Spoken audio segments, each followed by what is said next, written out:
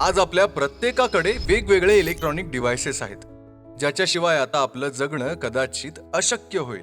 पण या गोष्टींचा वापर जेव्हा संपतो तेव्हा खराब वस्तू घरात वर्षानुवर्ष पडून राहतात. मंडळी, भारतात दरवर्षी सुमारे 20 लाख टन ई वेस्ट तयार होतंय आणि एका घरात सरासरी 8 ते 10 जुनी इलेक्ट्रॉनिक उपकरणं तशीच पडून आहेत. आणि या पडून राहिलेल्या वस्तूंमधून बाहेर पडणारे विषारी वायू द्रव्य आपल्या निसर्गाला आणि आपल्या आरोग्याला घातक ठरतात. आपण या वस्तू स्क्रॅप मध्ये जरी दिल्या तरी तिथे त्या कशा हाताळल्या जातात हेही तितकंच महत्वाचं आहे. कारण भंगारात दिलेल्या वस्तू जाळल्या जातात त्यातील मौल्यवान धातू मिळवण्यासाठी. पण त्यामुळे होणाऱ्या प्रदूषणाचं काय?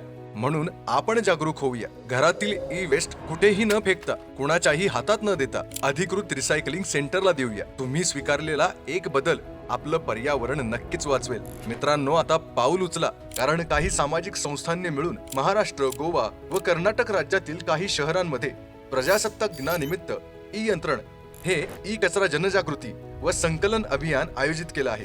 या विविध शहरांमधील संकलन केंद्रे पाहण्यासाठी दिलेल्या पोस्टरवरील QR कोड स्कॅन करा. या अभियानामध्ये आपला सहभाग नोंदवा आणि फॉलो करा इतिपूर्णमला.